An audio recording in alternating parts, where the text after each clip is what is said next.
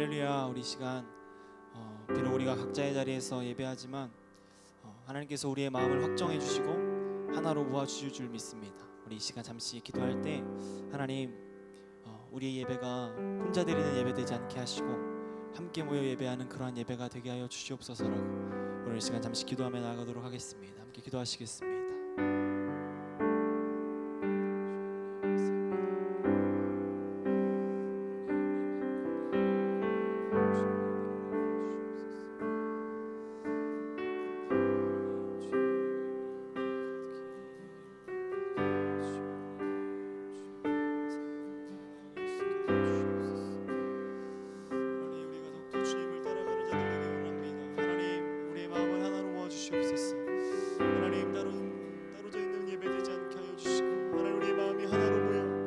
하나님 확정되게 하여 주시고 예수 그리스도의 십자가 앞에 하나님 나아갈 수 있는 우리 모두 되게 하여 주셔서 하나님 주의 뜻을 따라갈 수 있는 우리 모두가 되게 하여 주시고 하나님의 은혜와 사랑을 저에게 주시옵소서.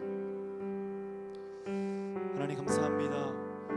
오늘 우리 예배가 하나님께 온전히 올려드리길 간절히 기도합니다. 하나님 역사하여 주시고 이 예배 가운데 함께하여 주시옵소서. 감사드리며 예수 그리스도의 이름으로 간절히 기도했습니다. 아멘. 우리 같이 함께 찬양하겠습니다. 모든 상황 속에서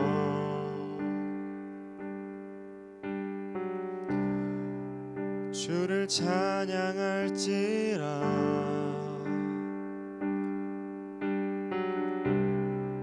주는 너의 큰 상급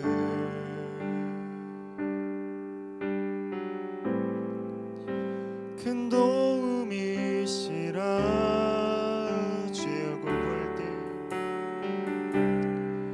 주의 얼굴 구할 때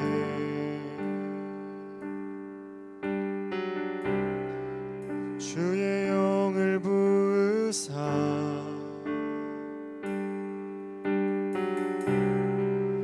크신 사랑 안에서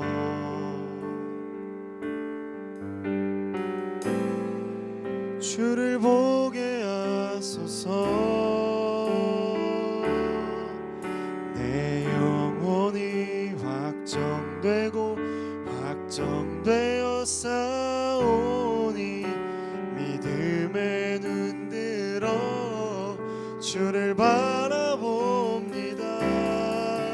내 영혼이 확정되고 확정되어 싸우니 믿음에 눈들어 주를 바라보. 우리 한 번 더. 내 영혼이 확정되고 내 영혼이 확정되고 확정되어 싸우니 믿음에 눈들어 주를 바라봅니다. 내 영혼이 확정되고 확정되어 싸우니 믿음에 눈들어 주를 바라봅니다.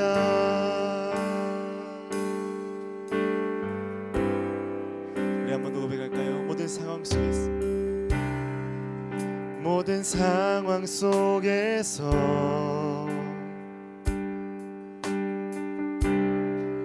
주를 찬양할지라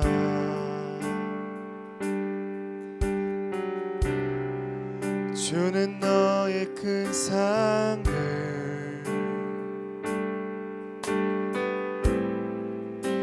큰 도움이시라 주의 얼굴 구할 때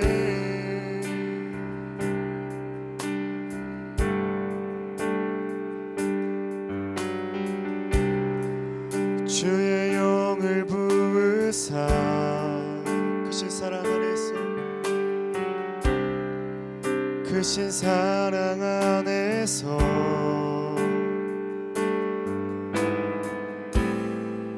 주를 보게 하소서. 우리 한번 더 고백할까요? 모든 상황 속에서 모든 상황 속에서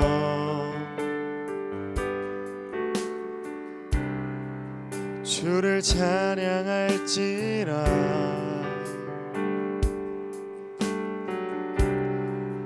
크신 사랑 안에서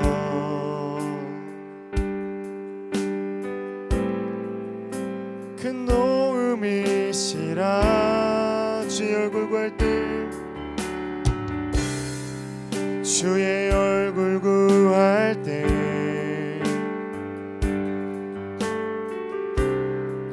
주의 영을 부으사 크신 사랑 안에서,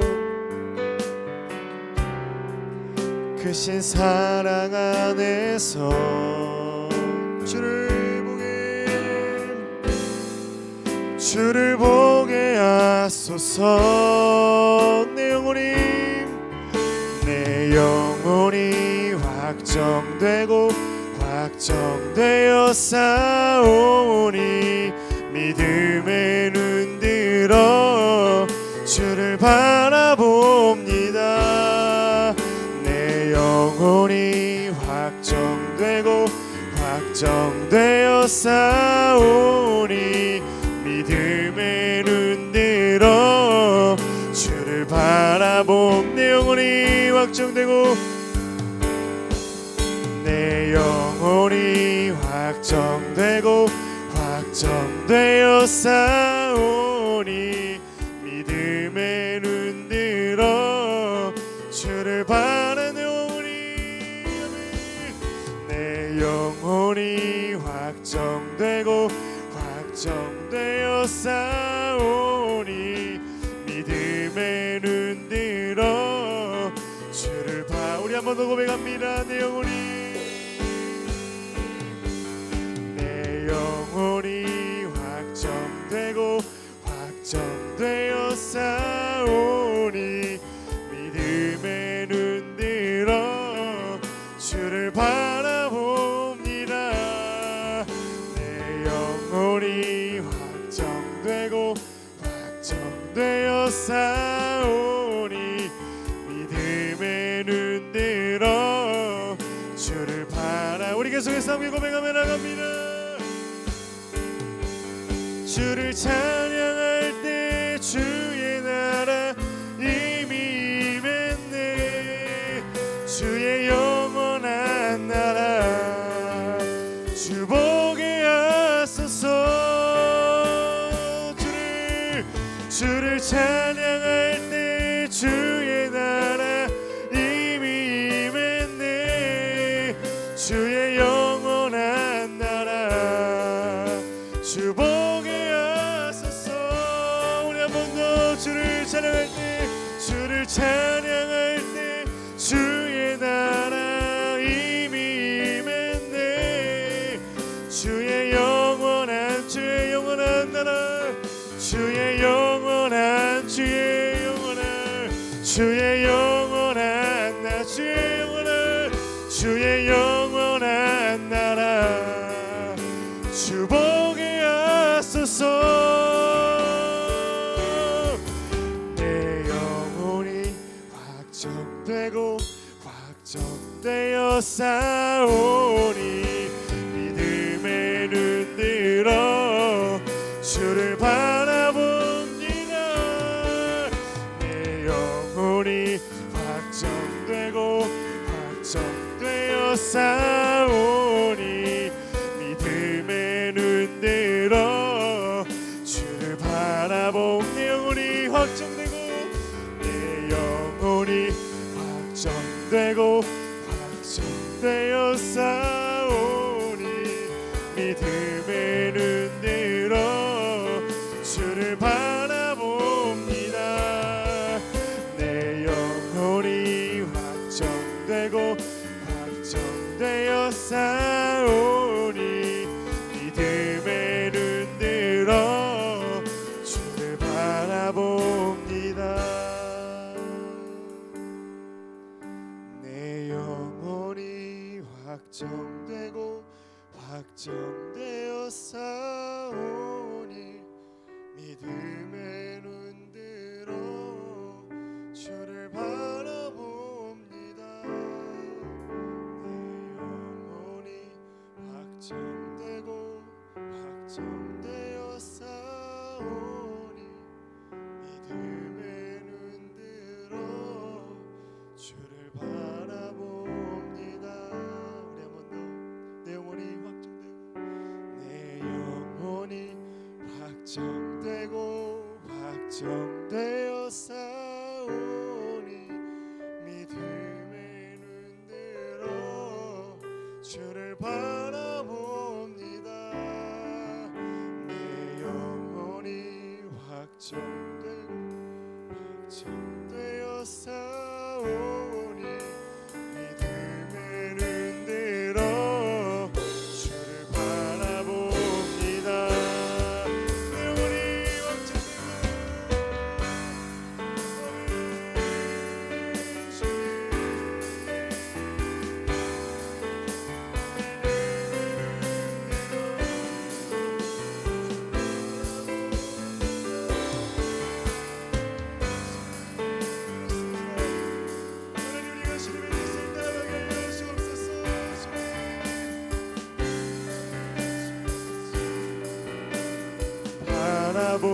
내 영혼이 확정되고 내 영혼이 확정되고 확정되어 싸우니 믿음의 눈 들어 주를 바라봅니다. 내 영혼이 확정되고 확정되어 싸우니 믿음의 눈 들어 우리 목소리를 높여 우리의 마음을 다시 한번 더 드립니다.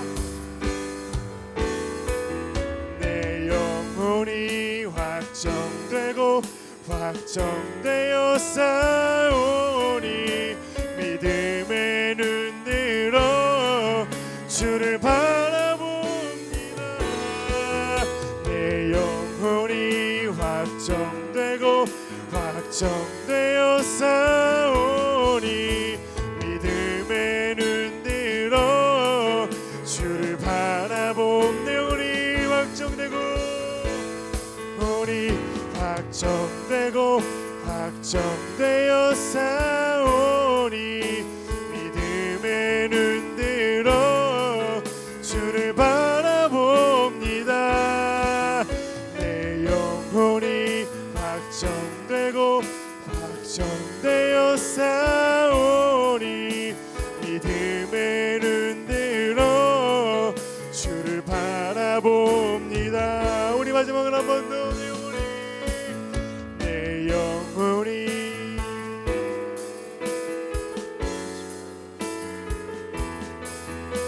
믿음의 눈 들어 주를 바라봅니다.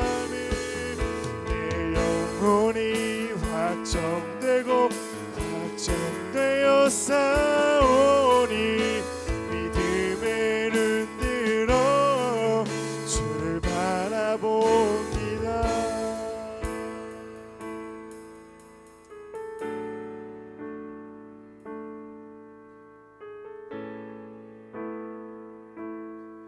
우리 마음을 겸손히 이렇게 함께 고백합니다. 아버지여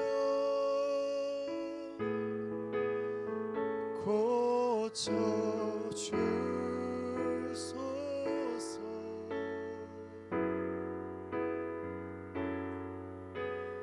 이 나라 주의 것 되게 하소서. 주 하나님 간절히 기도하오니 우리의 상한 심령을 상한 이 땅 새롭게 하소서. 우리 한번 우리의 마음을 올리며 이렇게 고백합니다. 아버지여 고쳐주소서. 아버지여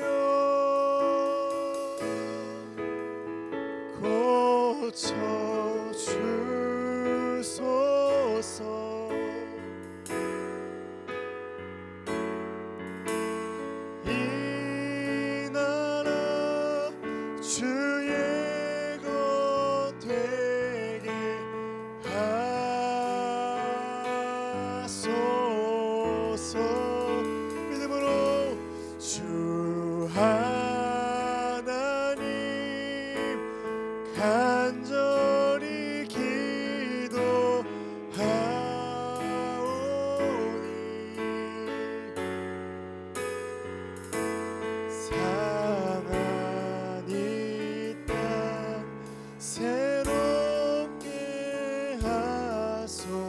주옵소서. 우리 전부 다 고백하며 나가겠습니다. 나의 백성이 다 겸비하여 내게 기도하며 나의 얼굴을 구하여서 그 악한 길 떠나며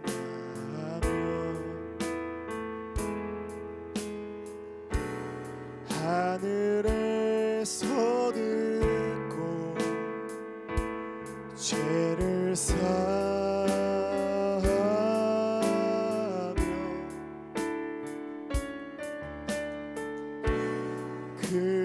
그들의 땅을 주님이 나라를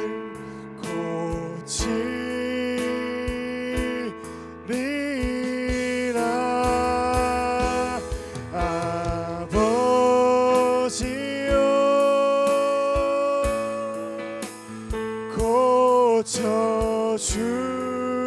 고쳐주소서. 이 나라 주의 것 되게 하소서.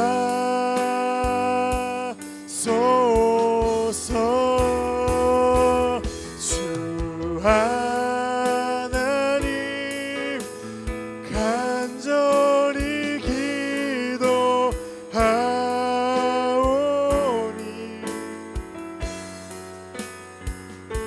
상한 이 땅 새롭게 하소서.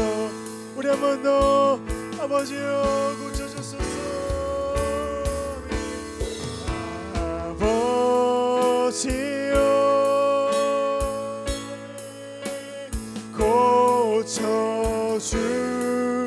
고쳐주소서. 우리의 상한 마음을 주님 이 나라 주의 것 되게 하소서.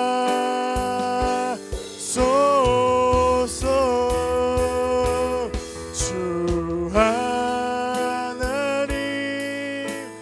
간절히 기도하오니 상한 이 땅 새롭게 하소서. 내 영혼이 확정되고 확정되었사오니 내 영혼이 확정되고 확정되었사오니 믿음의 눈 들어 주를 바라봅니다. 내 영혼이 확정되고 확정되었사오니 믿음의 눈 들어 주를 바라보. 우리 마지막으로 한 번 더. 내 영혼이 확정되고 내 영혼이 확정되고 확정되었사오니 믿음의 눈 들어 주를 바라봅니다. 내 영혼이 되었사오니 믿음의 눈 들어. 우리 함께 이 시간에 기도하며 나가겠습니다. 하나님 그렇습니다. 하나님 우리의 영혼이 확정되게 하여 주옵소서. 하나님이 나라와 이 민족을 주 하나님의 마음으로 하나 되게 하여 주시옵소서. 아버지 하나님 주의 영광이 이곳 가운데 넘쳐날지어다. 주님을 따라갈 수 있는 자가 되게 하여 주시옵소서. 하나님 우리의 영혼이 주를 따라갈 수 있게 하여 주시옵소서. 하나님 주의 영광이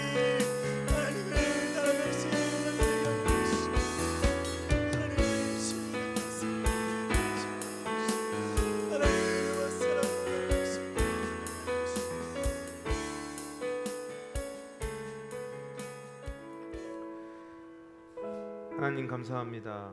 아버지 하나님, 오늘도 주님께 우리가 예배하고 주님 앞에 나아갑니다. 하나님이 하실 일들을 기대하고 아버지 하나님께서 말씀하시고 이끌어 가심에 순종하며 사는 우리가 되게 도와주시옵소서. 진정으로 감사한 것은 하나님께서 우리 감정과 달리 너무나 신실하시고 사랑이 많으시고 너무나 온전하신 분이라는 것을에 대해서 저희가 감사합니다. 아버지 하나님, 우리가 굉장히 혼란스러운 이 시기를 지나고 있지만 각자의 처소에서 가정과 친지와 친구들과 함께 예배를 합니다. 아버지 하나님, 그 가운데 성령으로 임하여 주시고 이 영상을 보고 있는 모든 지체들에게 위로의 말씀과 성령으로 함께하여 주시옵소서. 하나님 감사드리고 모든 말씀 예수님의 이름으로 기도드립니다.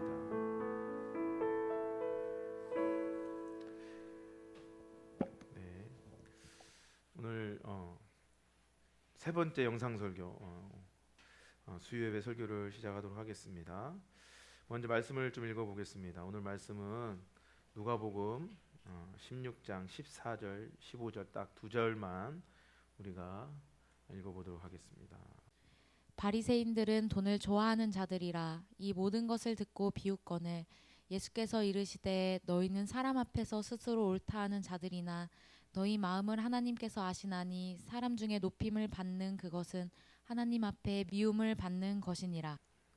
아까 말씀드렸듯이 이제 세 번째 영상 설교인데 지금 오늘 뉴스에 보니까 세종이 이제 확진자가 점점 많아지고 있고 확진자 10번째 확진자 이후에 또 이제 그 분들과 이렇게 접촉했던 사람이 많아지면서 점점 좀 빠른 속도로 세종도 코로나 문제가 좀 심각해지는 것 같아서 이번 돌아오는 주도 주일 예배를 드리지 못할 것 같습니다. 그래서 제가 광고도 드리겠지만 한 주 더 지난 이후에 또 주일을 살펴봐야 되겠습니다. 그래서 꼭 유념하고 계시고 돌아오는 주일도 주일 예배가 없으니까 인터넷 스트리밍으로 저희가 예배를 드리도록 하겠습니다. 오랫동안 이제 성도님들 못 뵈니까 많이 뵙고 싶고 또 전화드려서 만나자고 하는 것조차도 목회자로서 조금 좀 어렵더라고요. 웬만하면 사람들 많이 안 만나야 된다고 이야기를 하니까 그렇게 참 한 많이 못 보신 분들은 한 3주 한 달 정도도 계시는 것 같아요. 그래서 많이 뵙고 싶고 보고 싶고 그런 마음이 듭니다. 이 시기가 빨리 좀 지나갔으면 좋겠어요. 그래서 함께 기도했으면 좋겠습니다. 오늘 말씀의 제목은 하나님께서 아시나니라는 제목으로 정했습니다. 우리 하나님은 우리의 모든 걸 아시죠. 우리는 잘 알고 있죠. 하나님이 우리의 비밀도 아시고요. 하나님이 우리의 모든 것, 우리의 생각, 우리의 미래, 그리고 우리가 생각하는 가장 깊은 일, 상처, 죄 모든 걸 아신다라고 이야기합니다. 제가 이제 성도님들에게 성경을 이렇게 가르치면서 단어에 대한 중요성을 이야기하는데 이 아신다, 알다라는 단어, 구약에서는 그걸 야다라고 표현하고 구약에서는 이 알다라는 단어를 남녀간의 사랑으로 표현합니다. 그래서 성경에서 이 알다, 아신다, 아시나니 이런 표현이 정말 중요해요. 그래서 이 알다라는 표현의 가장 근접한 해석 방법이 뭐냐면 친밀하게 알다라는 겁니다. 굉장히 친하다. 이게 알다라는 표현으로 쓰여 있어요. 지식적으로 혹은 피상적으로 사람을 알고 예를 들어 우리가 어떤 사람의 이름을 알고 집을 알고 그 사람의 어느 정도 성격을 알고는 아는 게 아니다라고 성경에서 이야기합니다. 그러니까 진짜 아는 것은 친밀감에 관해 있는 거죠. 어떤 지식적인 것이 아니라 그 사람을 사랑하고 사랑함으로 경험하고 그 사람의 바닥도 보고 그 사람이 가장 좋았을 때도 보고 그래서 모든 것을 함께 한 이후에 아는 것을 안다라고 합니다. 그러니까 하나님께서는 우리 인생과 함께 하셨고 우리의 모든 것을 아시는 분이기 때문에 그분이 우리한테 이야기를 말씀하시는 거예요. 14절에 보니까 내가 너희를 안다 이렇게 표현합니다. 진짜 알다. 바로 우리 중심을 안다라는 뜻이죠. 우리의 중심의 생각 그리고 우리의 중심의 노력, 우리 중심의 감정 이런 것들을 다 알고 계시는 거예요. 그래서 우리가 아무리 감춰도요, 하나님은 마치 슈퍼맨이 어떤 것을 뚫어보는 것처럼 엑스레이가 우리의 뼈들을 다 보는 것처럼 다 보고 계신다, 안다라고 이야기를 하세요.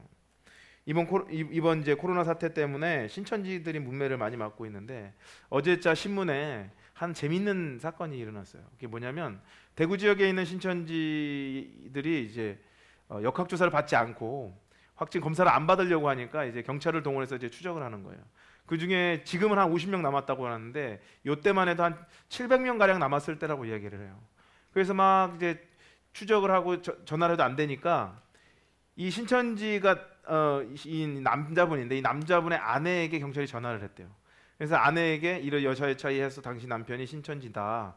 그래서 빨리 와서 검사를 받지 않으면 고발당할 수 있다라고 이야기를 하니까 이 여자분이 놀래가지고 남편한테 가서 이제 이야기를 한 거예요. 당신 신천지냐고 그랬더니 그 남편이 아니라고 그랬던 거예요. 아 진짜 경찰에 전화 왔다. 빨리 전화 받아라. 그리고 그 이제 확진 검사를 받아라. 그랬더니 이 남편분이 갑자기 화를 내면서 폭력을 휘둘렀다라고 이야기를 합니다. 이 사람은 전혀 여태까지 보지 못한 그런 모습을 본 거예요. 그러니까 이 신천지 이 남자는 자기 신분을 속이고 자기의 어떤 종교를 속이고 이 아내 될 사람을 전도하려고 했는지 자기네 종교로 데려가려고 그랬는지 그렇게 속이고 살았다는 거예요. 이게 신천지의 특징이 뭐냐면 자기의 이 본 모습이 드러나면 화를 내고 분노를 합니다. 그리고 극단적인 행동들을 이제 한다라고 이야기를 해요. 그래서 결국은 뭐 경찰들이 보니까 사실은 부부간의 문제니까 돌아가라고 이야기를 했대요. 그래서 그냥 돌아가고 그냥 훈방 조치가 되었대요. 제가 이 말씀을 드리는 이유가 뭐냐면 이 남편을 평생 살았던 오래 살았던 이 아내가 봤던 남편 모습과 신천지가 탄로났을 때 나왔던 그 분노의 모습과 그 이 폭언의 모습이 보았을 때 그 아내는 어떤 생각을 했을까요? 잘 안다 이렇게 표현할 수 있는 건가요? 부부가 오래 살아도 이 사람이 누구인지 잘 모른다라고 이야기를 하죠. 그래서 사람은 사람을 잘 안다라는 것은 굉장히 제한적이고 굉장히 어려운 거예요. 제가 목회를 하면서도 우리 성도님들이나 청년들을 잘 안다라고 표현하는 것이 좀 힘들 때가 있습니다. 근데 하나님께서는 우리한테 이렇게 이야기를 하고 계세요. 오늘 보면 15절 말씀 한번 읽어보도록 하겠습니다. 예수께서 이르시되 너희는 사람 앞에서 스스로 옳다 하는 자들이나 너희 마음을 하나님께서 아시나니 사람 중에 높임을 받는 그것은 하나님 앞에 미움을 받는 것이니라. 자, 하나님께서 우리 말씀하신 게 뭐냐면 하나님께서 뭘 알아요? 너희의 마음을 아시나니 이해하신다라는 뜻입니다. 그런데 이 마음을 아신다라는 표현을 NASB 영어 버전으로 보면 더 좀 이해가 빨라요. 15절에 보니까 But God knows your hearts라고 그래요. heart는 이렇게 우리 심장을 이야기도 하지만 영어적인 표현으로 mind와 heart는 완전히 다른 얘기거든요. mind는 생각을 가지는 얘기고 heart는 마음의 감정과 우리 가장 중심에 있는 영에 관한 이야기를 해요. 그런데 오늘 보니까 우리나라 표현에는 안 나와요. 왜냐하면 우리나라 표현에는 이 살아있는 목숨들만 부사로 이게 뭐죠? 복수용으로 쓰잖아요. 마음들이란 표현은 안 써요. 근데 NASB 영어에는 heart 단수가 아니라 hearts 하면서 s가 붙어서 마음들이라고 표현합니다. 그러니까 요거를 가지고 직역을 하면 그러나 하나님은 당신의 마음들 여러 가지 마음들을 아시느니라는 표현이에요. 그러니까 마음 어떤 마음이요? 복수형으로 말하면 어떤 마음이 있습니까? 사실 마음에 여러 가지 종류가 있겠죠. 감정이니까 여러 가지 감정이 있는데 왜 복수형으로 썼는가? 그러니까 성경학자들이 어떻게 표현하냐면 한 가지 마음이 아니라 가장 중요한 진리의 마음 말고 다른 잘못된 여러 가지 마음이 복합적으로 우리 마음의 가운데 일어날 때 하나님이 그걸 다 아신다. 왜 아실까요? 그 이유는 하나님께서 예의주시하고 계시는 거예요. 우리 마음에. 그리고 그 죄악된 마음들이 왜 일어나고 있는지 하나님이 다 아시고 거기서 다 이해하시고 기다려줄 건 기다려주시고 징계할 건 징계하셔서 불순물을 이제 빼내듯이 우리를 이렇게 훈련시킨다라는 의미를 가지고 있습니다. 우리는 어떤 마음을 품어야 되는가? 사실 말 우리의 중심의 마음은 무엇인가? 더 쉽게 이야기하면 우리의 인생 해석 방법, 해석적인 인생을 어떻게 해석하는지 세계관과 가치관이 무엇인가에 관한 문제예요. 그러니까 여러 가지 세계관이 있거나 여러 가지 가치관이 있으면 우리는 이럴 때 이런 거 하고 이럴 때 뭐 이런 거 하고 하면서 자기 편의대로 인생을 살게 되는 거죠. 근데 하나님께서는 우리한테 한 가지 마음을 품기를 원하세요. 예수님께서 베다니에 방문하셨을 때 자기 친구 나사로를 방문하죠. 나사로 집에 갔더니 나사로의 여동생 둘이 있었어요. 이 두 사람의 이름이 둘째는 마르다고 셋째가 마리아예요. 그러니까 예수님이 오시니까 이 마르다와 마리아가 너무 좋았어요. 그러니까 예수님이 올 때는 혼자 안 오잖아요. 많은 제자들이 같이 오잖아요. 그러니까 딱 오는 순간 예수님은 방에 들어가셔서 말씀을 가르치기 시작했어요. 이거를 본 마르다는 이 모든 사람을 먹여야 되니까 이게 막 이제 섬기기 시작했어요. 그러니까 너무 섬기기 힘들고 어려우니까 좀 자기를 도와줬으면 좋겠는데 자기 동생 마리아는 철딱서니 없이 예수님 무릎 앞에 앉아가지고 말씀을 들으려고 그렇게 준비하고 있어요. 이걸 보니까 열심히 섬기던 마르다가 화가 났어요. 나는 이렇게 바빠 죽겠는데 내 동생은 왜 저렇게 한가하게 예수님 말씀만 들으려고 있는가 화가 나서 예수님께 달려가서 마르다가 이야기합니다. 하도 자기 말을 안 들으니까 예수님 가서 내 동생에게 좀 저를 좀 도와주라고 말씀 좀 해주세요. 말을 너무 안 들어요. 라고 예수님에게 간청합니다. 도와달라고 이야기를 해요. 그럴 때 누가복음 10장 40절부터 42절 이렇게 기록되어 있어요. 한번 읽어보겠습니다. 마르다는 준비하는 일이 많아 마음이 분주한지라 예수께 나아가 이르되 주여 내 동생이 나 혼자 일하게 두는 것을 생각하지 아니하시나이까 그를 명하사 나를 도와주라 하소서. 주께서 대답하여 이르시되 마르다야 마르다야 네가 많은 일로 염려하고 근심하나 몇 가지만 하든지 혹은 한 가지만이라도 족하니라. 마리아는 이 좋은 편을 택하였으니 빼앗기지 아니하리라 하시니라. 네, 여러 가지 일로 뭐 하지 말라 그래요? 근심하지 말고 몇 가지든지 뭐래요? 혹 한 가지도 괜찮으니까 옳은 일을 하라 그랬어요. 그러니까 여러 가지 마음 중에 뭐라고요? 옳은 일 한 가지만 하라 이겁니다. 아까 저희가 또 이제 반복해서 이야기했듯이 여러 가지 어떤 가치관을 갖지 말고 성경에서 말하는 가치관으로만 살아도 족하다. 성경에서 어떤 가치관을 말합니까? 바로 예수 그리스도의 복음에 대한 가치관이잖아요. 옳고 그름으로 판단하는 게 아니에요. 그러니까 어떤 사람은 이 사람이 바르고 이 사람은 틀리고 뭐 이렇게 반응하는 게 아니라 어떻게 반응하냐면 이 사람이 그리스도를 믿을 수 있도록 우리는 그 가치관을 가지고 때로는 양보하고 때로는 참아주고 때로는 기다리고 이렇게 살아가야 된다라는 겁니다. 복음을 향한 가치관이 우리한테 있어야 되는 거죠. 근데 이 복음에 관한 가치관이 없이 다른 가치관 여러 가지 가치관을 가지고 있으면 사람들이 그때부터 뭐 한다고요? 마음이 갈라지고 어려워지고 두려워지는 거죠. 왜냐하면 세상에서 말하는 것과 주위 친구들이 말하는 것과 이런 것들이 있으니까. 그래서 우리는 오직 뭘로 해석해요? 성경 말씀으로 인생을 해석해야 된다고 그러잖아요. 매일 말씀 묵상하면서 구속사적인 세계관을 가지고 하나님이 이 어려운 사건을 통해서 또 다른 영혼을 구원하고 나를 구원하는 이 놀라운 역사를 이룰 거라는 확고한 믿음을 가지고 살아갈 때 하나님 역사하시죠. 그러니까 다시 말해서 우리 삶의 우선순위가 어디에 있느냐예요.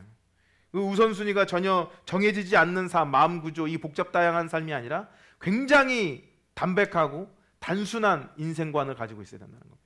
돈을 왜 봅니까? 당연히 예수님이 나를 부르시고 그 일을 하게 하시고 그 일을 통해서 복음을 전하게 되니까 라고 말할 수 있고 행할 수 있어야 되는데 우리는 말은 그렇게 하지만 우리 마음에 질서가 돼 있지 않으니까 저쪽 가서는 딴 말하고 이쪽 가서는 딴 말을 해요.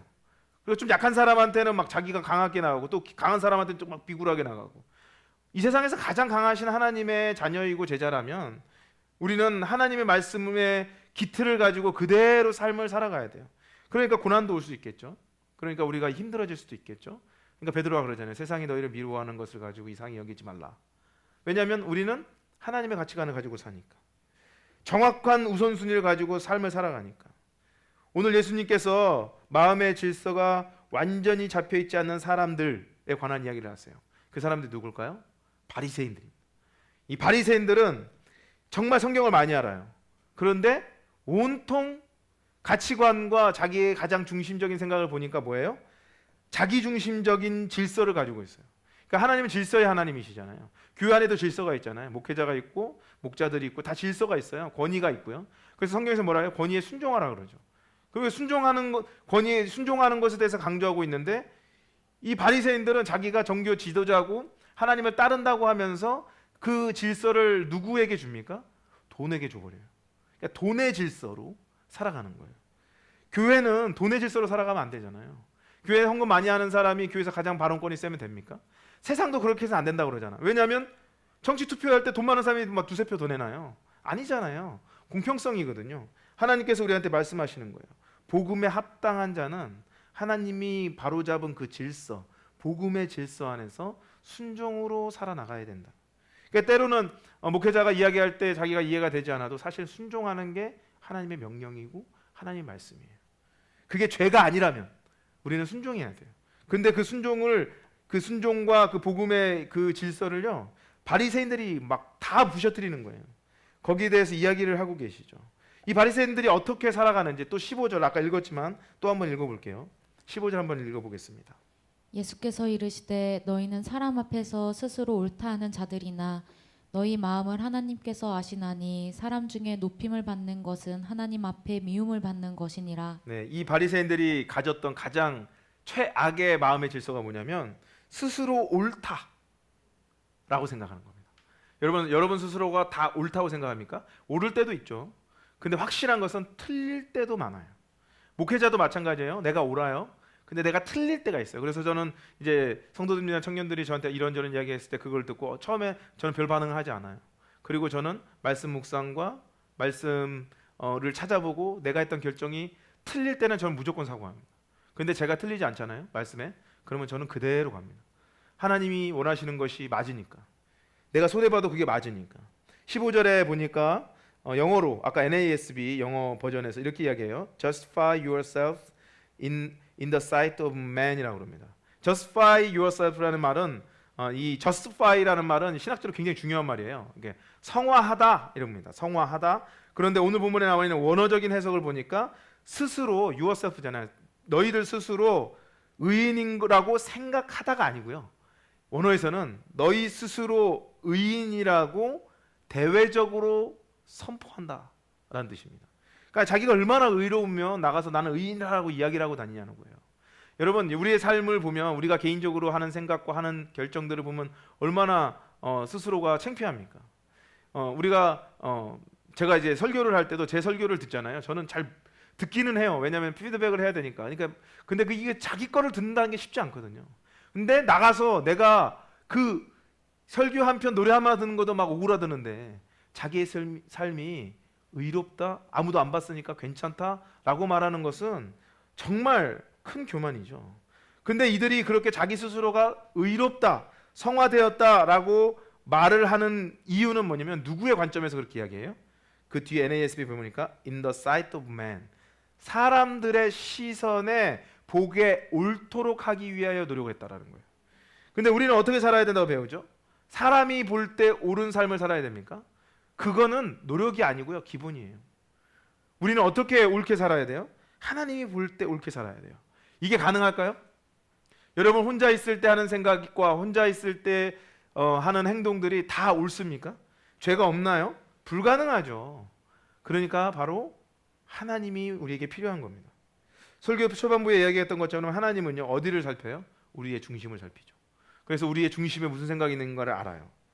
예수님은요, 스스로를 사람들 앞에서 옳게 여기기 위해서 사람의 약점을 모두 숨기고 이렇게 사는 바리새인들에 대해서 굉장히 좋아하지 않으셨어요.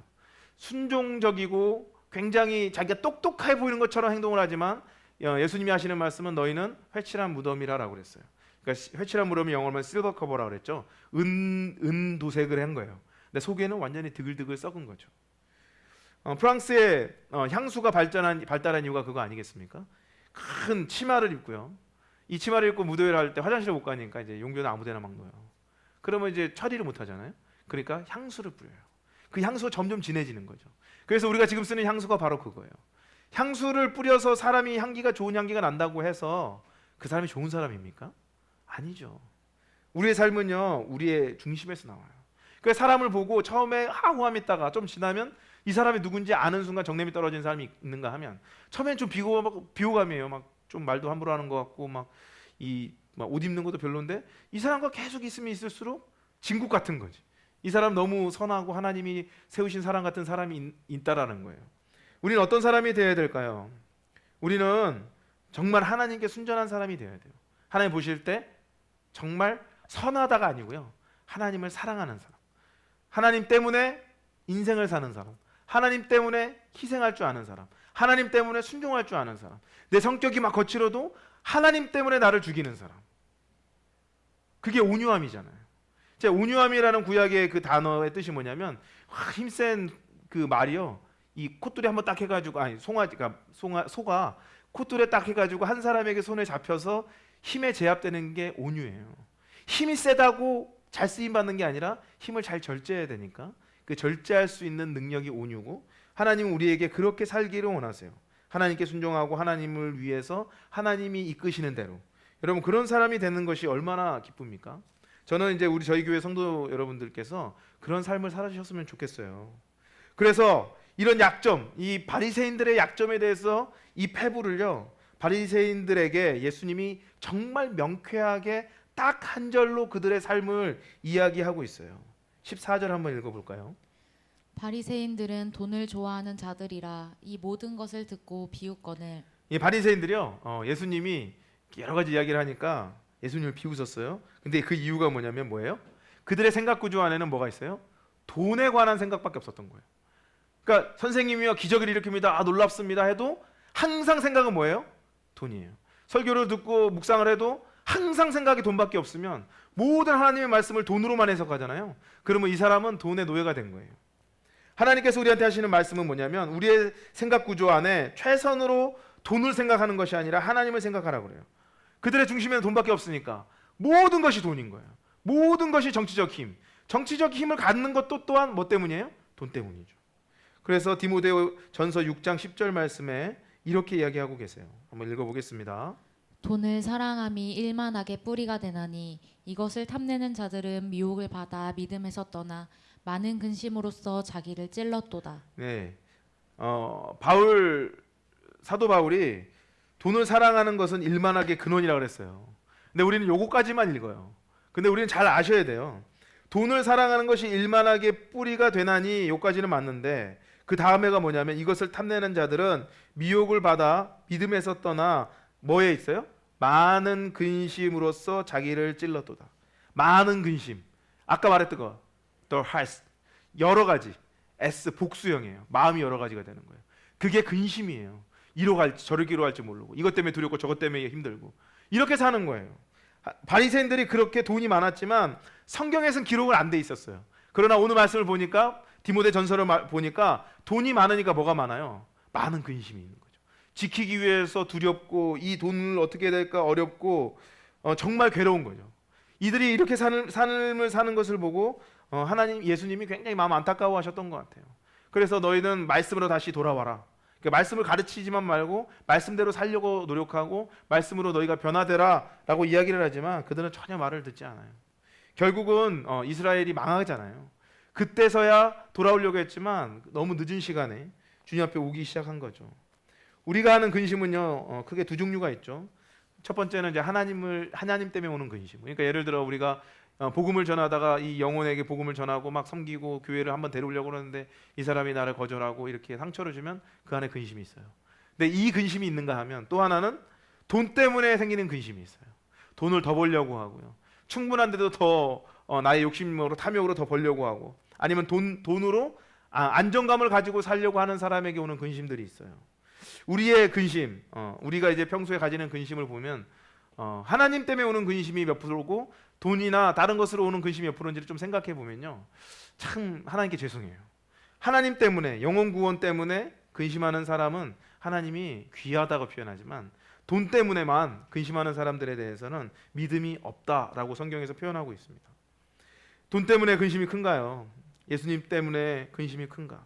우리가 정말 한번 찾아봐야 돼요. 이 바리새인들은요 말씀을 철저히 공부하면서도 돈이 그들의 삶의 중심이었어요. 그러니까 모든 해석이 돈이야. 모든 자기가 하는 일의 중심이 이익이 얼마나 있느냐 없냐. 여러분 교회 사역에 보면 이익이 중심이 될 때가 있지만 대부분의 한 99%는 이익이 중심이 아니에요. 교회는 하나님이 중심이죠. 하나님이 가시는 길대로 가야 돼요. 아마도 이 바리새인들은요 예수님이 하시는 말씀을 듣고 오늘 본문에 보니까 비웃었다 그래요. 근데 제 생각에는 이 겉으로 막 비웃었던 게 아니에요. 속으로. 겉으로는 맞습니다 선생님 하고 속으로는 비웃었던 거예요. 너 돈이 없으니까 예수님한테 너도 돈이 없으니까 이렇게 아무데나 와서 설교하는 거 아니야. 이렇게 비웃었을 거예요. 우리는 그렇게 예수님을 비웃지 않은가 한번 좀 생각해 봐야 됩니다. 돈이 없으면 하나님이 역사하지 않는 것처럼 반응하지 않는가. 그러니까 사람들이 자꾸 어떤 이야기를 하냐면 어떤 사람이 가난하면 아유 저 사람 그러니까 하나님 안 따르니까 저렇게 돈이 없는 거야 이렇게 반응을 하는데 성경에는 사람을 그렇게 반응하라고 말하지는 않거든요.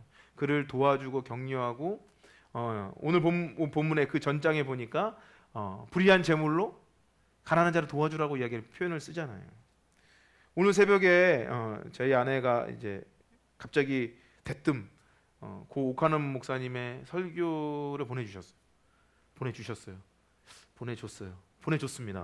보내줬는데 설교를 이제 8분 되는데요. 그거를 이제 읽었어요. 그러니까 봤어요. 그거 봤는데 이런 내용이 남았어요. 그게 1990년대 후반에서 2000년대 지나가면서 했던 설교이신데 이런 얘기를 하시더라고. 예수 전도단 총재이신 로렌 커니맨 목사님이 한국에 이 큰 부흥을 보고 방문하셨다가 돌아가셨다가 하와이에 있는 자기의 기도 그 모임에 갔는데 갑자기 이런 얘기를 하셨대요. 한국 교회 목회자들은 참 돈을 너무 사랑한다라고 이야기를 했대요. 너무 돈을 사랑하죠. 왜냐하면 이제 대형 교회 목사님들은 막 뭐 6천억, 1,000억씩 해서 교회를 막 크게 짓고 그것으로 자기의 어떤 존재감을 드러내고 또 목회자들도 그 대형 교회를 가려고 줄을 섭니다. 가기도 힘들고요. 그곳에 있으면 많은 것들의 수혜를 있거든요. 정말 그곳에 부르심 받은 사람도 있을 거예요. 그런데 많은 분들이 그 돈 때문에 그쪽으로 몰리게 된다라고 표현을 하게 되는 거죠.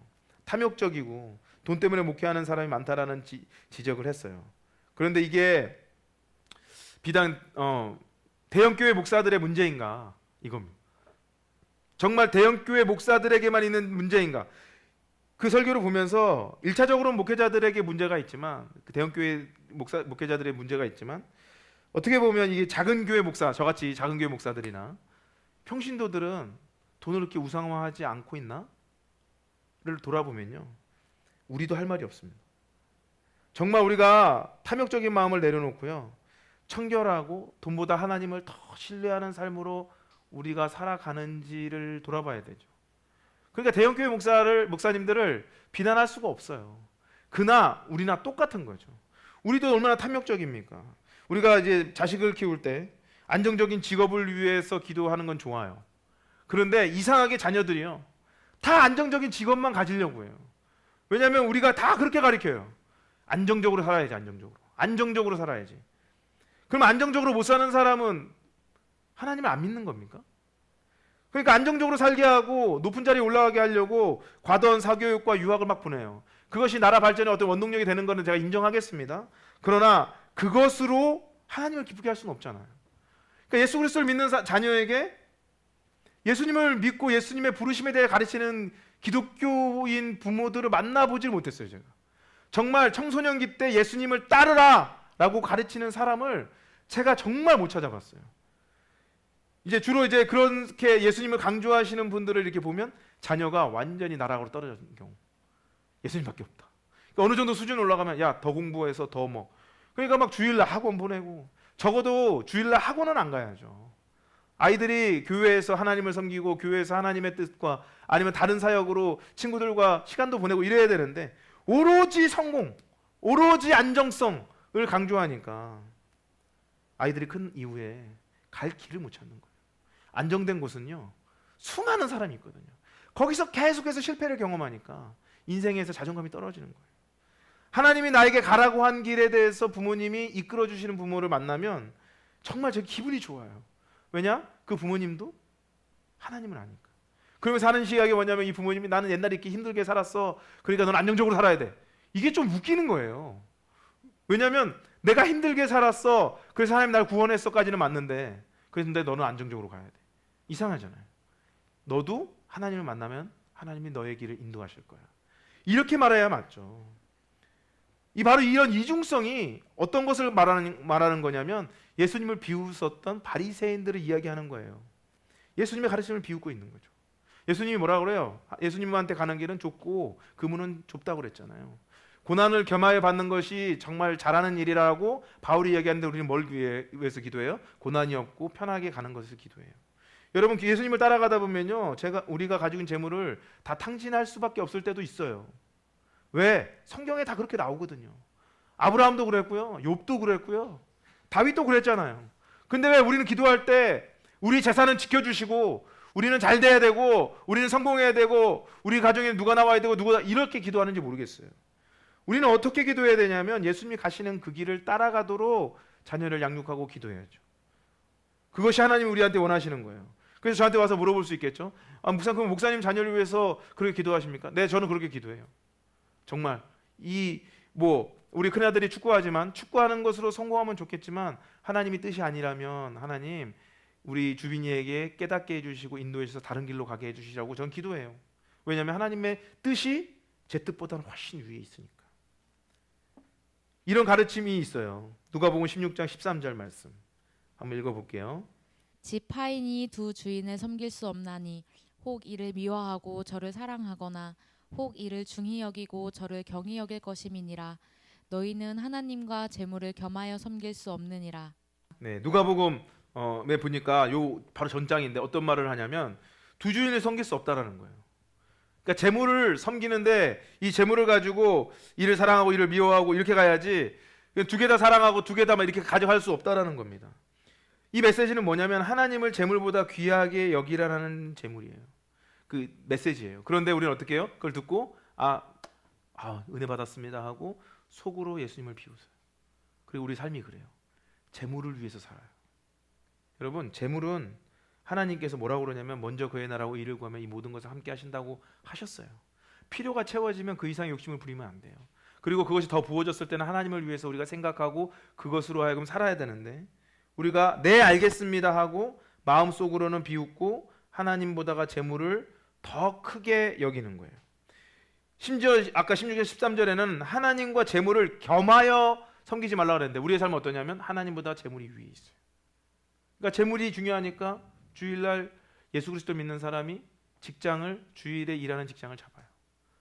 하려거든 예배를 드리고 내가 먼저 하는 것을 이후에 다른 것을 조정을 해야 되는데 우리의 우선순위가 돈에 있으니까 그렇게 살아요. 이 말을 정리하면 15절 말씀 하반부와 동일해요. 한번 그렇게 읽어볼게요. 너희 마음을 하나님께서 아시나니 사람 중에 높임을 받는 것은 하나님 앞에 미움을 받는 것이니라. 네, 너희 마음을 하나님께서 아시나니 아까 제가 요절 구절로 이야기했던 말씀에 사람 중에 높임을 받는 것에 관한 이야기예요. 여러분 돈이 왜 많이 필요할까요? 필요해서 여러분 필요한 것은 집 한 채 있으면 되고요. 차 한 대 있으면 돼요. 핸드폰 하나 있으면 되는데 우리 어떻게 하죠? 집 3채 사고요. 재테크하려고. 그래서 이 집이 막 올라가니까 그 돈을 가지고 나는 앉아서 편하게 살겠다. 이 자체가 하나님이 싫어하는 일이에요. 하나님은 일하기 원하시거든요. 하나님은 하나님을 위해서 그 일들을 사역을 하기 원하시는 거거든요.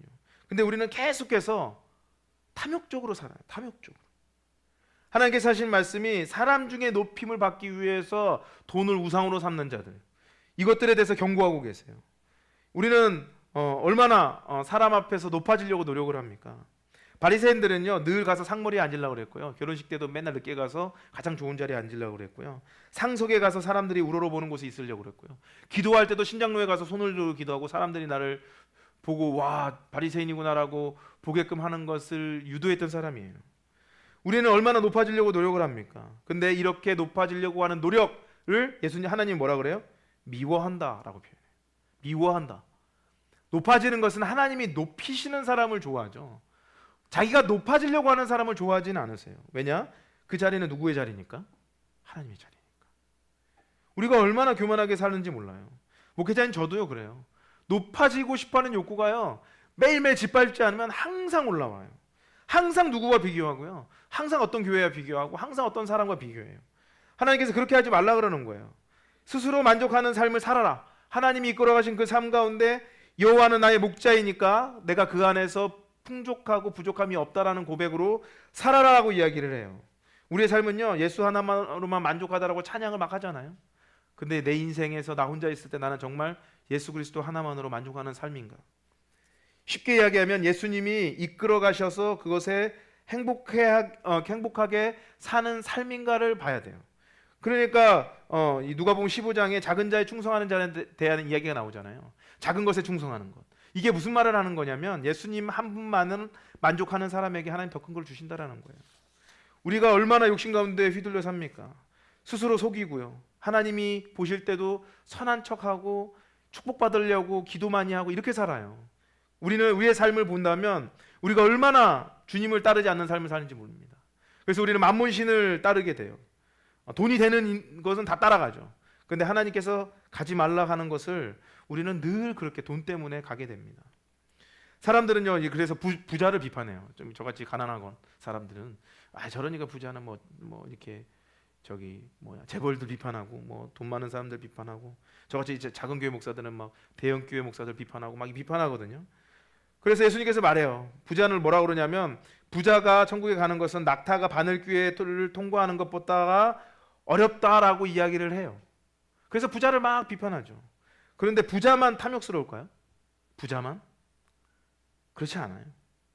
제가 예전에요 미국에 이제 어렵게 있을 때 이제 잠깐 한국에 어떤 저희 결혼식이 있었나 그래서 나올 때가 있었어요.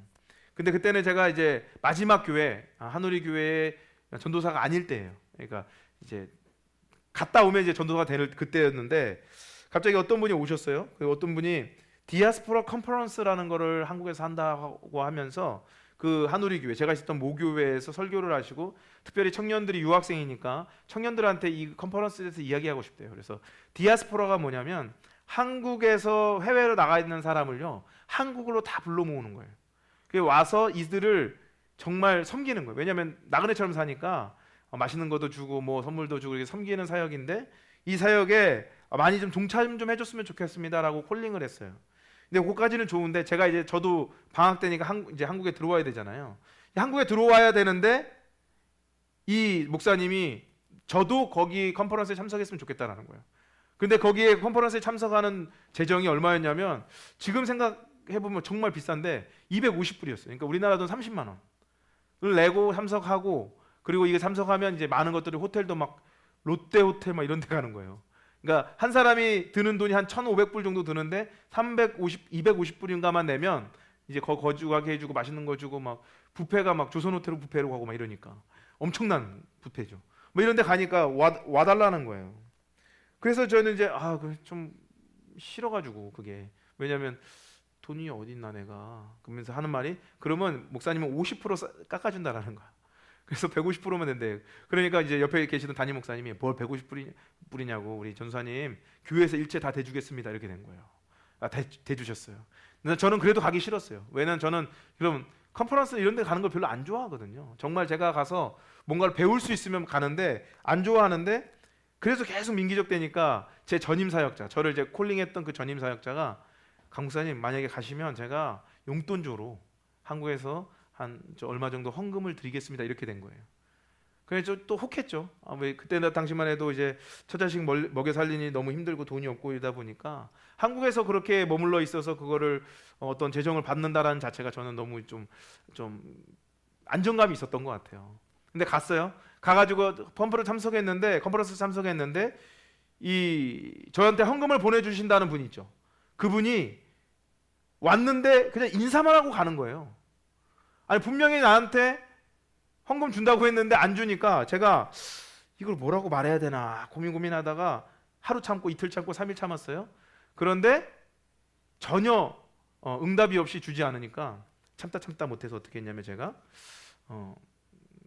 목사님 헌금 주신다고 했는데 안 주세요? 이렇게 된 거예요. 제가 이제 후원 받는 건데 후원 받는 입장에서 굉장히 치졸하게 가가지고 헌금 주세요 이렇게 말을 했어요.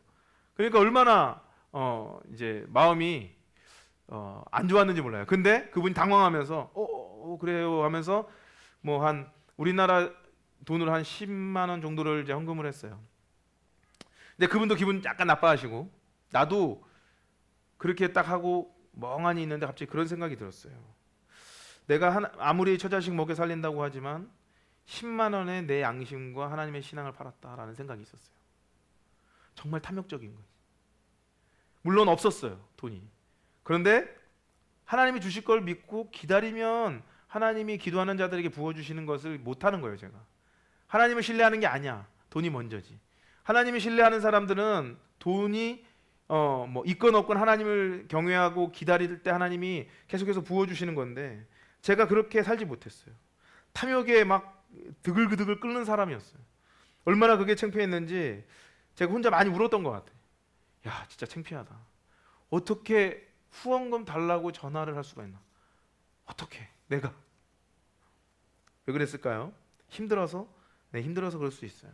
그러나 가장 궁극적인 것은 돈 10만 원보다가 하나님이 중요하지 않았어요. 내 인생에 그 10만 원이 더 중요했어요. 하나님이 저를 책망하는 것 같았어요. 부자나 가난한 자나 돈을 사랑하는 경우는 거의 동일해요. 있는 사람은 있는 거 지키려고 돈을 더 사랑하고요. 없는 사람은 좀 신분 상승해 보려고 돈을 너무 사랑해요. 그러니까 하나님한테는 할 기도가 돈 기도밖에 없어. 성공 기도밖에 없어. 자녀 잘 되는 기도밖에 없는 거예요. 우리는 영혼 구원하는 기도에 관한 이야기를 저희가 저번 주일을 이야기했는데 하나님의 소원에 대한 기도가 없는 거예요. 정말 하나님이 원하시는 것에 집중하고 하나님이 가시고자 하는 길에 가야 되는데 우리가 그렇게 못 가는 거죠. 돈을 하나님보다가 훨씬 더 사랑하는 삶의 모범을 제가 살았던 거예요. 그래서 제가 그때 땅을 치고 후회하고 새벽기도 가서 기도하고 회개하고 아주 몸부림쳤던 기억이 나요. 여러분, 우리의 삶의 주인이 누군가요? 여러분의 삶을 인도해 가시는 분이 하나님이 맞습니까? 그러면 돈보다도 하나님을 더 신뢰해야 되는데 우리는 너무 쉽게 하나님을 돈으로 팔아요. 가룟 유다가 예수님을 돈으로 판 것과 우리가 지금 돈을 선택하는 것과 뭐가 다르냐는 거예요. 우리는 그렇게 돈을 좋아해요. 그래서 우리는 재정을 받았을 때 단번에 하나님이 원하시는 일을 뭐를 생각하는 사람이 없어요. 단번에 뭐 생각하죠? 단번에 내가 사고 싶은 거 생각해요. 내가 하고 싶은 거 생각하죠. 예수 그리스도를 믿는 사람이라면 재정이 생겼을 때 하나님이 무엇을 원하실까라고 고민해봐야 되는 게 정상입니다. 누가복음 16장에 보니까 그래서 그 사람 표현은 누굴 써요? 청지기라는 말을 써요. 매니저, 영어로 말하면 매니저죠. 사장이 아니에요. 그러니까 받은 것을 어떻게 하나님의 뜻대로 효율적으로 쓰는가. 이 돈의 주인은 내가 아니라 하나님이니까 분명히 우리 하나님이 선하셔서 내가 필요를 쓸 것을 원하지만 그 이후의 것들은 난 어떻게 써야 되는가에 대해서 고민이 있어야 돼요. 그러니까 우리는 돈을 우리가 번 돈이 다 우리 거라고 생각하는 것이 착각이에요. 성경에서는 그렇게 표현하지 않아요. 그래서 욥기 1장 21절 21절에는 22절에는 욥이 이렇게 표현을 하고 있습니다. 한번 읽어볼게요. 이르되 내가 모태에서 알몸으로 나았사온즉 또한 알몸이 그리로 돌아가올지라 주신 이도 여호와시요 거두신 이도 여호와시오니 여호와의 이름이 찬송을 받으실지니이다 하고 이 모든 일에 욥이 범죄하지 아니하고 하나님을 향하여 원망하지 아니하니라. 네, 욥은요 당대 최고의 부자였어요. 동방의 제일 부자. 창세기 시대 사람인데 뭐 어느 시대인지는 모르겠지만 얼마나 부자인지 몰라요. 그런데 그때 갑자기 하나님께서 사탄과 이렇게 내기를 하시면서 욥의 모든 재산을 날려버려요. 자녀까지 다 죽여요. 물론 우리한테 그런 일이 일어나지 않을 거예요. 그런데 이 욥이 했던 기도가 이거예요. 하나님은요 사탄을 충동질시켰어요. 너 봤냐? 내 자녀 욥 얼마나 선한지 몰라. 근데 욥의 가장 선한 특징이 뭔지 아세요? 돈이 아니라 하나님이었다는 거예요. 그래서 돈을 다 없애버렸어. 그래도 이 사람이 하는 말이 뭐예요? 주신 분도 하나님이시고 가져가신 분 하나님이고 알몸으로 왔으니 알몸으로 돌아간다라는 거예요. 우리는 그렇게 살 수 있을까요? 우리의 삶의 중심 누구인가? 여러분 생각해 보셨습니까? 오늘 하루 지난 한 주를 보면서 우리가 살고 있는 그 많은 일들 가운데 하나님께서 나를 인도하신다고 하면서 내가 재정과 돈과 시간을 하나님보다가 더 귀하게 여기지는 않았나? 그래서 우리는 속으로 하나님을 비웃는 삶을 살지는 않았나? 우리는 하나님을 감히 비우실 수 없죠. 하나님이 나를 다 보고 계시는데 근데 내 행동은 어떻게 하냐면 고민하다가 에라 모르겠다 하면 질러버리는 거죠. 막 고민하다가 에라 모르겠다. 묵상해서 깨닫는 있는데 뭐 이렇게까지 해라고 안 해버리는 거예요. 하나님은요 우리가 이 세상에서 가난한 자를 돕고 하나님의 사역에 헌신하지 않으면 하나님을 위해서 할 사람이 없어요. 내가 하지 않으면 아무도 안 해요. 그러니까 우리는 우리가 가진 돈으로 하나님이 원하시는 길로 살아가야 돼요. 그런데 언젠가부터 우리가 어떻게 되죠? 내가 버는 돈으로 내가 높아지려고 해요. 내가 버는 돈으로 다른 사람으로부터 내가 높임받는 칭송받는 사람이 되려고 하죠. 하나님께서는요 예수님께서는 성전에 올라가셔서 이게 성전에서 헌금 내는 사람들이 이렇게 보고 계셨어요. 그때 바리새인들이 큰 재정을 헌금해요. 근데 예수님 말씀하시는 것은 저 사람은 헌금을 진짜 귀한 헌금을 한 것이 아니다라고 하면서 두렙돈 드리는 과부의 헌금을 크게 높이셨어요. 왜 그랬을까요? 그 두렙돈 안에 그의 마음이 있으니까. 사람들은 뭐 마음과 돈 마음만 주면 되지 이렇게 하지만 사실 사람은 재물이 있는 곳에 마음이 있어요. 그게 성경이잖아요. 우리 맞잖아요. 우리가 정말 좋아하는 일에 우리 마음을 두잖아요. 그죠? 근데 정말 좋아하는 일을 보면 뭐예요? 투자가 되고 우리가 그곳에만 집중하잖아요. 그러니까 하나님이 하시는 일에 우리가 어떻게 돼요?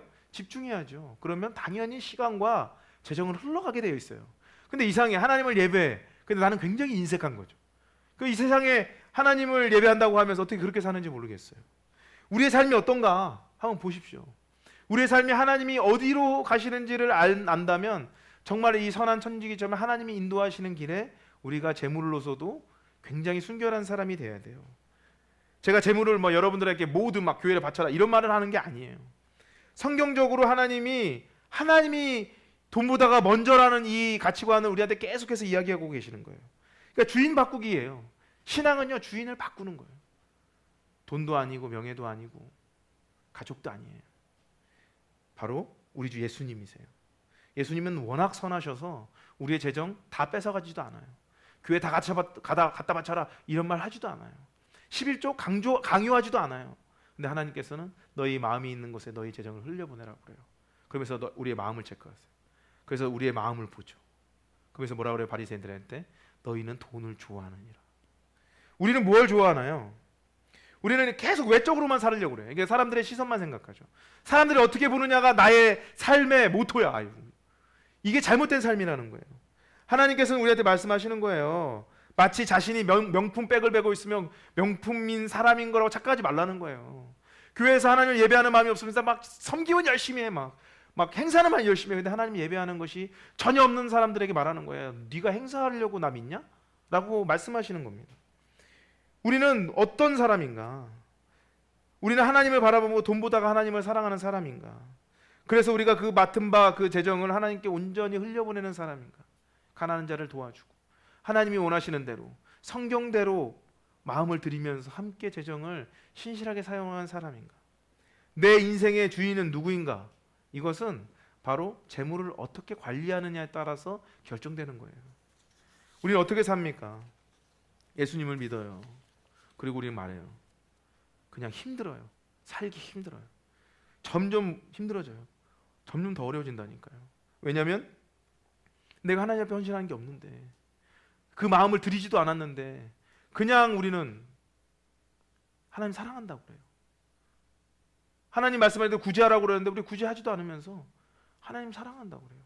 자기 거 자기가 원하는 대로 다 하면서 하나님 사랑한다고 그래요. 그러니까 하나님께서 그런 거예요. 도대체 나한테 무엇으로 보여줄래? 그러면 바울처럼 죽을래? 아, 죽기는 싫어요. 그럼 도대체 어떻게 할 거냐?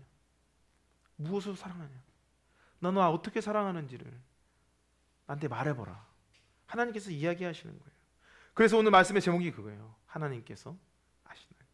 목회자가 아는 게 아닙니다. 목회자도 몰라요. 누가 알아요? 하나님이 여러분의 중심을 아세요. 하나님이 정말 여러분의 마음을 아시고 여러분이 어떤 존재인지를 아세요. 이것은 제가 정지할 수 있는 것도 아니고 오직 하나님께서 여러분의 삶의 모습과 헌신을 보고 결정하시는 거예요. 저는 오늘 이제 여러분께 묻고 싶어요. 여러분의 주인이 누구이십니까? 여러분의 주인이 누구이신지를 결정하셨다면 말씀대로 재정과 시간과 여러분의 헌신된 삶을 헌신한 여러분이 되셨으면 좋겠습니다. 하나님께서는요, 우리의 모든 것을 알고 계세요. 더 이상 하나님을 속이지 마시고 사시는 여러분들이 되시기를 예수님의 이름으로 축복합니다. 우리 이 시간에 함께 찬양하도록 하겠습니다. 그러세요? 뭐가? 아까 마지막 찬양 뭐였지?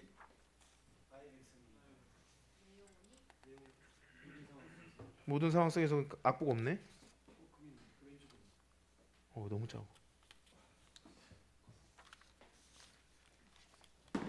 이거 켜놓고 하면 소리 다 들어가지 않아? 이거 여기를 안 들어가나? 저번에 히터 켜놓고 했나? 그랬구나. 신기하네. 안 들어. 이게 바람이 이쪽으로 안 와서 그런가 보다. 내 머리? 너의 주인은 누구냐? 너의 주인 누구냐고. 너의 주인 누구야? 하나님이시지. 잘하자. 오랜만에 듣는다. 잘하자. 엄청 김한나가 엄청 제일 많이 들었을걸? 이제 안 듣지. 이제 잘하니까. 우리 하나 잘하니까. 무서워서 그래. 막상 그러면 마음 상하지. 짜증나. 목사님, 그래놓고 내가 왜 그러면 저 아무렇지도 않은데요. 나? 너의 주인은 누구냐? 난 다중인격이야. 질 수 없지. 갑자기 너의 찬양하는 거 아니야? 막 뜨고 가다가 막 찬양하는 거 아니야?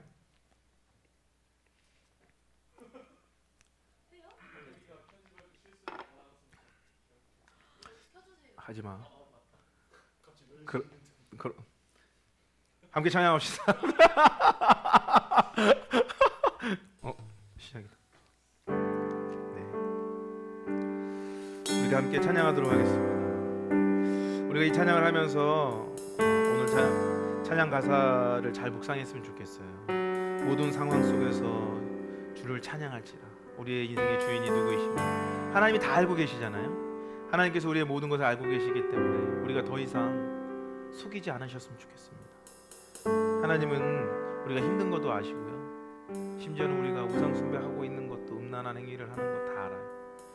그것을 우리를 비난하거나 우리를 벌을 내서 우리를 번개 맞아 죽게 하시는 그렇게 하시는 분이 아니세요. 그분은 우리에게 말씀하시는 거죠. 너의 마음을 나에게 달라. 내가 너와 함께 할 것이다 라고 말씀하십니다. 함께 찬양하겠습니다. 모든 상황 속에서 주를 찬양할지라. 주를 찬양할지라.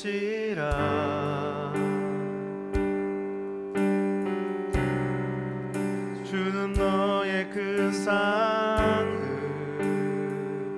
큰 도움이시라. 큰 도움이시라. 주의 얼굴 구할 때 주의 얼굴 구할 때 주의 영을 부으사 크신 사랑 안에서 크신 사랑 안에서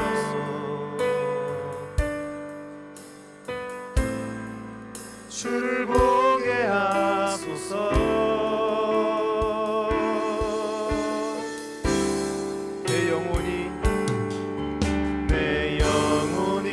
확정되고 확정되어 싸우니 믿음의 눈 들어 주를 바라봅니다. 내 영혼이 확정되고 확정되어 싸우니 믿음의 눈 들어 주를 바라봅니다. 우리가 한번 처음부터 다시 모든 상황 속에서 모든 상황 속에서 주를 찬양할지라. 주를 찬양할지라.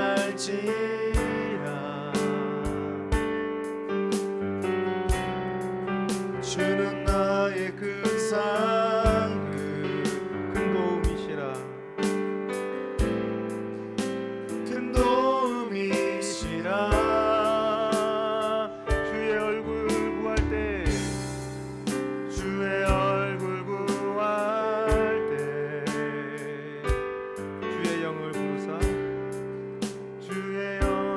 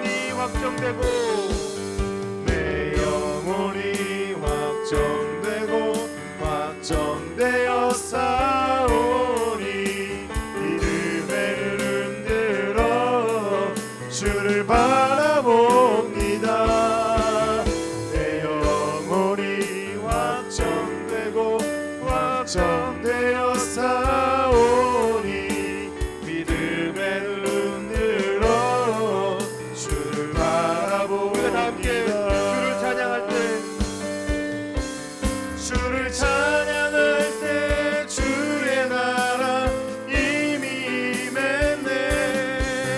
그 영원한 나라 오게 하소서. 한 번 더. 주를 찬양할 때 주의 나라 이미 임했네. 그의 영원한 나라 오게 하소서. 오게 하소서. 내 영혼이 확정되고 확정되어 싸우니 믿음의 눈 들어 주를 바라봅니다. 내 영혼이 확정되고 확정되어 싸우니 믿음의 눈 들어 주를 바라봅니다. 이제 우리가 함께 기도하면서 하나님, 나의 마음이 주님께 확정되었습니다. 아버지 하나님, 제가 세상의 어떤 것들과 명예와 욕심과 재정의 어떤 성공에 눈이 먼 것이 아니라 오직 예수 그리스도 안에 예수님께 집중하고 예수님이 원하는 삶대로 살기를 결정합니다.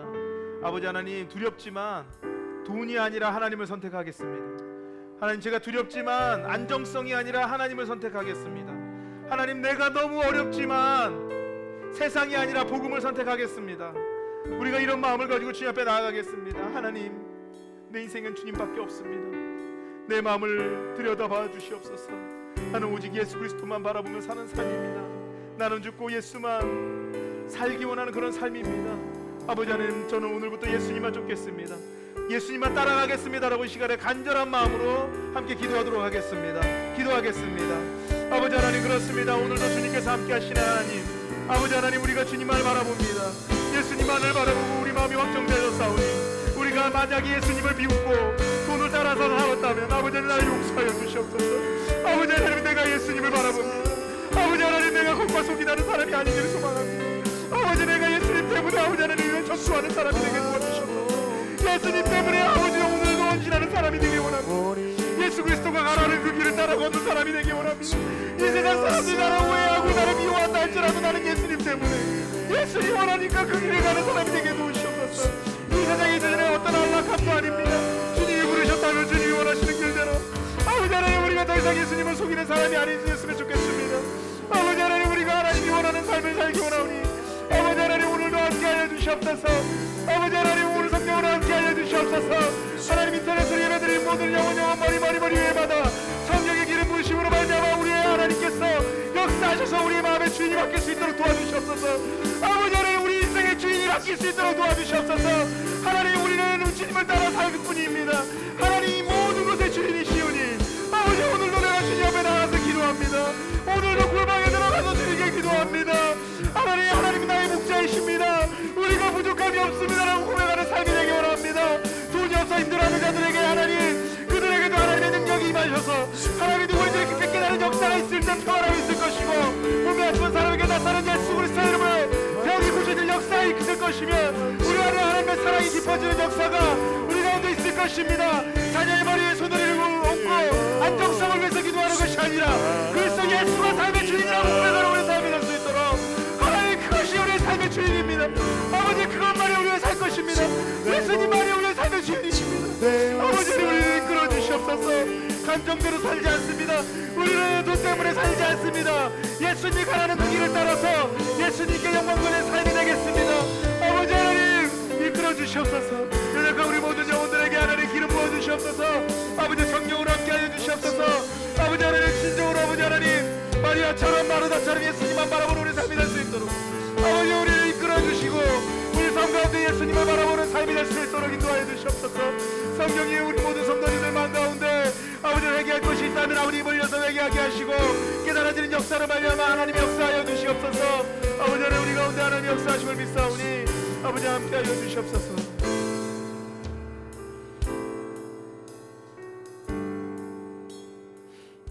아버지 하나님, 우리의 연약함을 고백하게 하여 주시옵소서.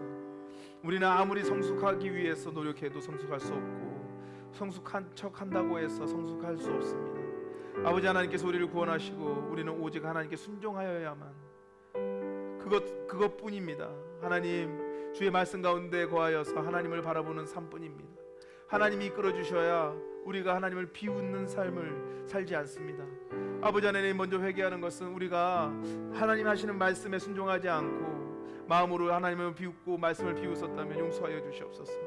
오직 예수 그리스도가 이끌으시는 그 길 따라 우리가 살기 원하오니 하나님, 오늘도 함께하여 주시고, 아버지 하나님, 인터넷을 통해서 함께 예배드리는 모든 영혼들 머리 위에, 그 가정 가운데, 그 자녀 가운데 아버지 하나님, 성령께서 이끌어 가신다는 확고한 믿음이 그 삶 가운데 뿌리될 수 있도록 인도하여 주시옵소서.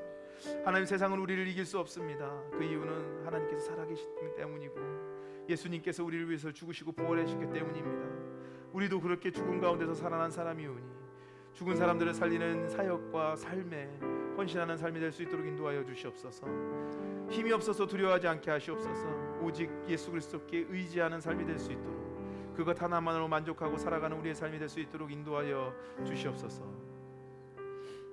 이제는 우리 주 예수 그리스도의 은혜와 하나님의 무한하신 사랑과 성령님의 감화감동 인도내주 충만하심이 인터넷 방송을 보면서 예배하는 모든 영혼들과 그 가정과 그 자녀와 모든 친지 위에 하나님의 사랑이 깊어지고 진정으로 예수님을 사랑하는 그런 성도가 되기를 이제부터 영원토록 축원하옵나이다. 아멘.